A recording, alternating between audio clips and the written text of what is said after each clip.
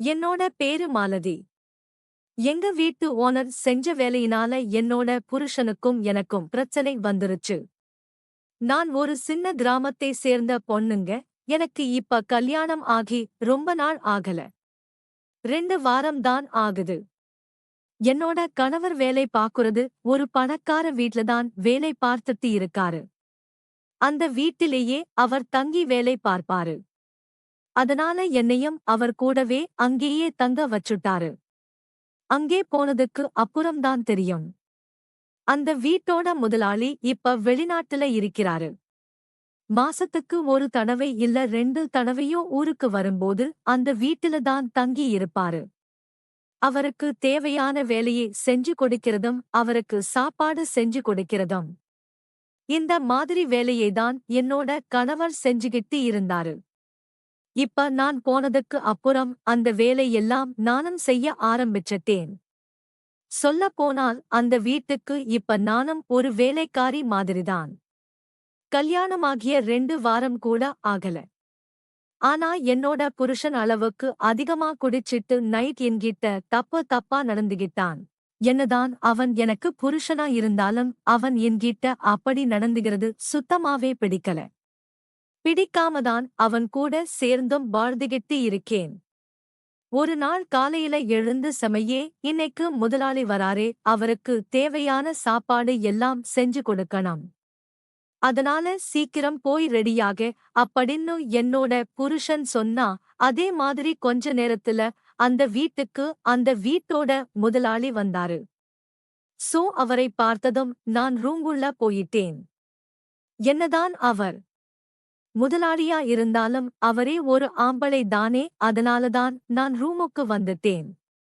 முதலாளி வந்த உடனே யாரு அந்த பொண்ணுன்னு என்னோட புருஷன் கிட்ட கேட்டாரு. அதுக்காக முதலாளி, அது என்னோட பொண்டாட்டி முதலாளி. இப்பதான் அந்த 2 வாரம் ஆச்சு. கல்யாணம் ஆகி இதை சொல்லிக்கிட்டு அவனும் வெட்கப்பட்டான். முதலாளியும் சரி சரி, நானும் மேல போறேன்.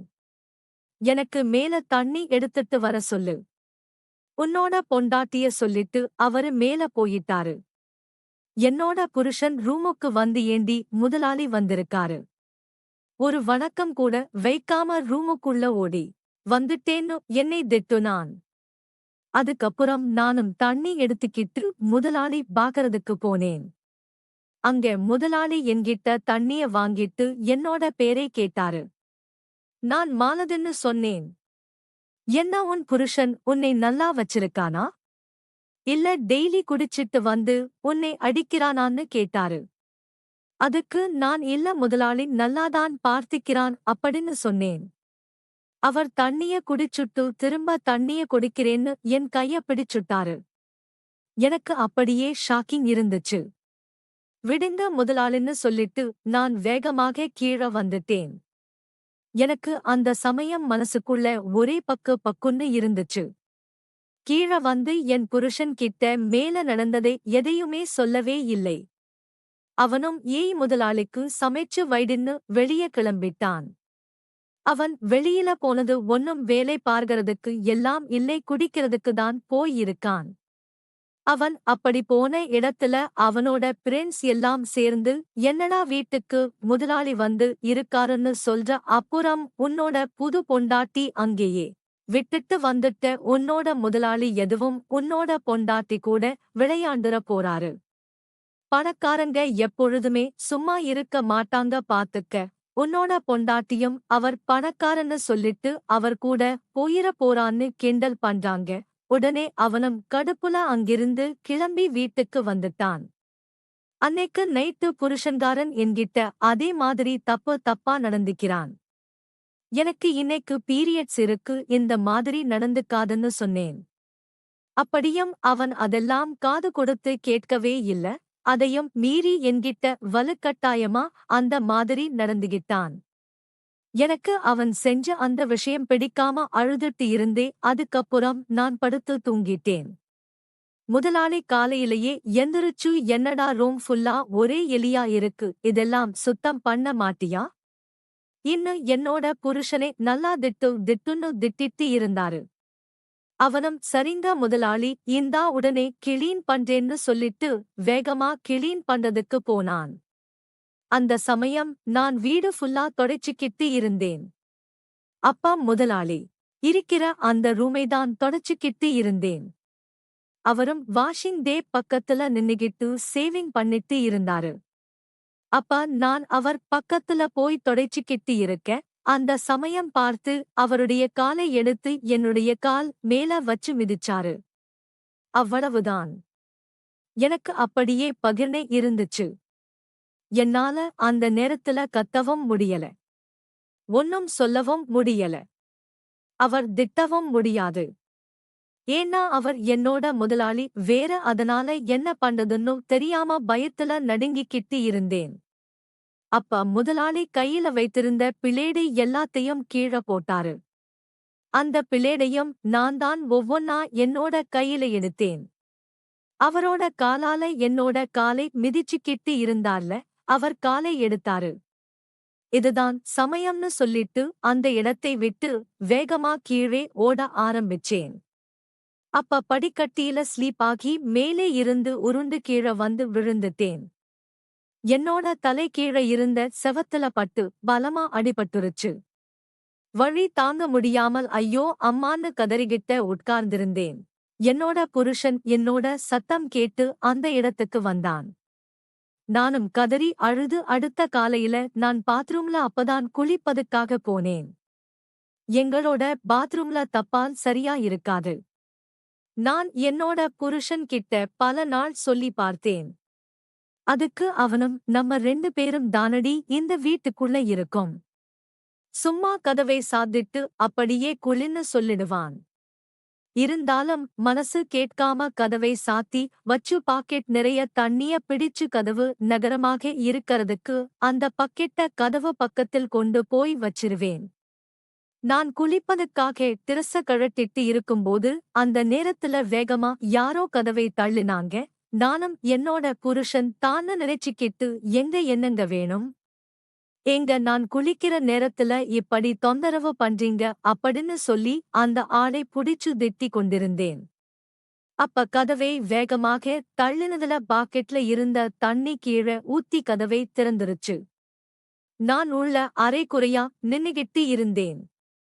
அப்ப வெளியில யாருன்னு பார்த்தா முதலாளி. அவர்தான் கதவை வெளியே இருந்து உள்ள தள்ளி இருக்காரு. முதலாளி என்ன முதலாளி அப்படின்னா நான் கேட்க, அந்த சமயம் என்னோட சத்தம் கேட்டு என்னோட புருஷன் அந்த இடத்துக்கு ஓடி வந்துட்டான்.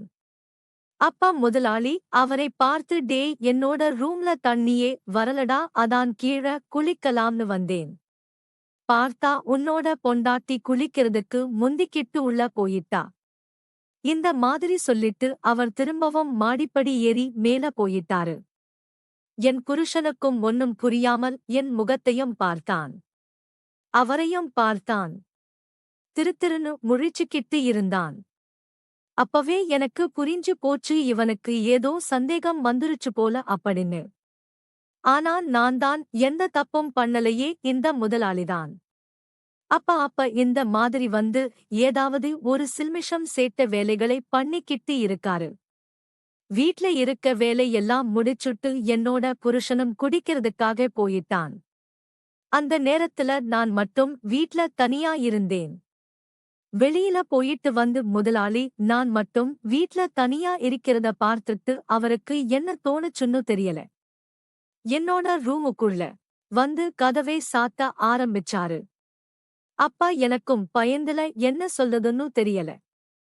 ஏன் முதலாளி கதவை சாத்துறீங்கன்னு கேட்டேன்.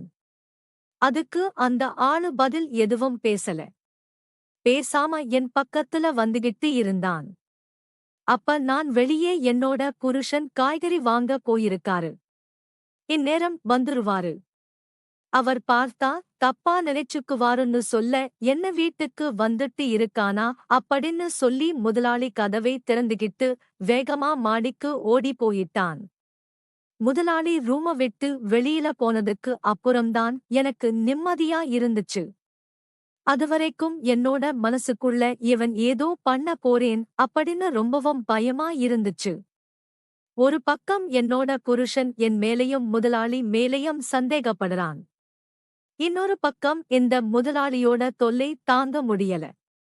வீட்ல இருக்கிற வேலைக்காரனோட புது பொண்டாட்டியே அப்படின்னு கூட பார்க்காம என்ன ஏதாவது பண்ணிடலாம் அப்படின்னு பிளான் பண்ணிட்டு இருப்பான் போல. அன்னைக்கு நைட் என்னோட புருஷனுக்கு தூங்கும்போது பயங்கரமான கனவு வந்திருக்கும் போல. அந்த கனவுல நானும் முதலாளியும் ஏதோ தப்பு பண்ற மாதிரி கனவு வந்திருக்கு. திடீர்னு ஷாக்காகி எழுந்தவன் பக்கத்துல அவனோட படுக்கையில நான் இல்ல. வேகமா எழுந்துருச்சு. முதலாளியிடம் ரூமுக்கு போறான். அங்க போய் கதவை திறந்தவன் அப்படியே ஷாக் ஆயிட்டான். பார்த்தா முதலாளியோட பெட்ல என்னோட புடவை கலைஞ்சு கிடக்கு. இதை பார்த்து அவனுக்கு அங்கே பைத்தியமே பிடிச்சிருச்சு. பயங்கர கோபமானவன் வெளியில வந்ததும் ஒரு பெரிய இரும்பு ராடை எடுத்துட்டு போய் முதலாளியை அடின்னு அடிச்சு அங்கேயே கொன்னுடுறான். அடுத்து என்னை அடிப்பதற்காகத்தான் மாடியில இருந்து கீழே இறங்குறதுக்காக வந்தான். ஆனா படியில என்னை ஊத்தி இருக்கிறத பார்க்காம காலை வச்சு மேலே இருந்து வழுக்கி கீழே வந்து விழுந்தான். கீழே விழும்போது செவுத்துல பிளேடு சொருகி இருந்தது. அது மேலேயே வந்து விழுந்துட்டான். அந்த பிளேடம் அவன் உடம்பு ஃபுல்லா குத்திருச்சு. கூடவே அவன் கழுத்துலயும் சொருகிருச்சு. அவனோட கழுத்து நரம்பு கட் ஆகி அவன் அந்த இடத்துல இறந்தும் போயிட்டான்.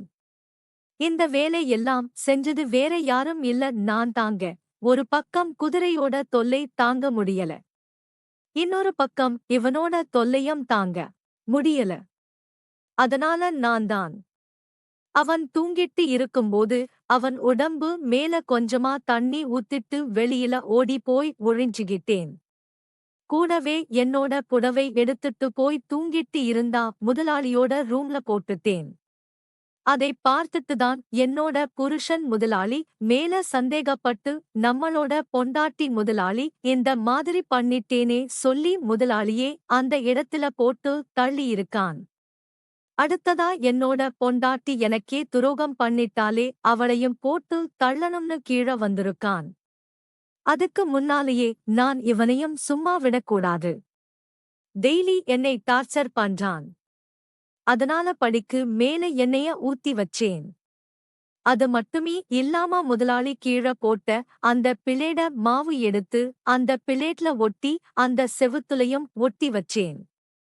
மேலே இருந்து வழுக்கி விழுந்தவன் கரெக்டா பிளேடு இருந்த இடத்துல வந்து விழுந்து அவன் கழுத்திலேயே பிளேடு குத்திருச்சு. என்னடா ஏதோ கழுத்துல குத்திருச்சுன்னு கை வைத்து பார்த்தவன் அங்கே ஃபுல்லா ஒரே பிளேடா இருந்திருக்கு. அவனுக்கு உடம்பு ஃபுல்லா குத்துனது மட்டுமே இல்லாம கழுத்துல உள்ள நரம்பு கட்டானதுனால அவ்வளவுதான். இரத்தம் ஃபுல்லா போயிட்டு இருந்துச்சு. அந்த சமயம் அந்த இடத்துக்கு நான் வந்தேன். என்னை பார்த்த உடனே என்னை காப்பாத்துடி அப்படின்னு சொல்லி கதறினான். அதுக்கு நான் என்ன டெய்லி நைட் டார்ச்சர் பண்ணணும்னுல்ல, என்ன தொடாதன்னு சொல்லியும் என்னை என்னென்ன பண்ணுன, நான் உன்னைய பிளான் பண்ணி தாண்டா போட்டு தள்ளினேன். நான் தாண்டா என்னையே ஊத்தி வச்சேன். இங்க பிளேடையும் ஒட்டி வச்சது நான் தாண்டா சொன்னேன். அதை கேட்டதும் அப்படியே ஷாக் ஆயிட்டான். ஏண்டி முதலாளியை போட்டு தள்ளிட்டு நம்ம 2 பேருமே இந்த வீட்ல சந்தோஷமா வாழலாம்னு நினைத்தேனடி. நீ என்னை ஏண்டி போட்டு தள்ளுன அப்படின்னு அவன் கேட்டான். எனக்கு ஒரு லவர் பாய் இருக்காண்டா, நான் இனிமே அவனோட தான் வாழப் போறேன். உன்னோட இம்சை என்னால தாங்க முடியல. நீ ஒரு குடிகார பையன் சாகுடான்னு சொல்லிட்டு அந்த இடத்தை நான் விட்டு கிளம்பிட்டேன்.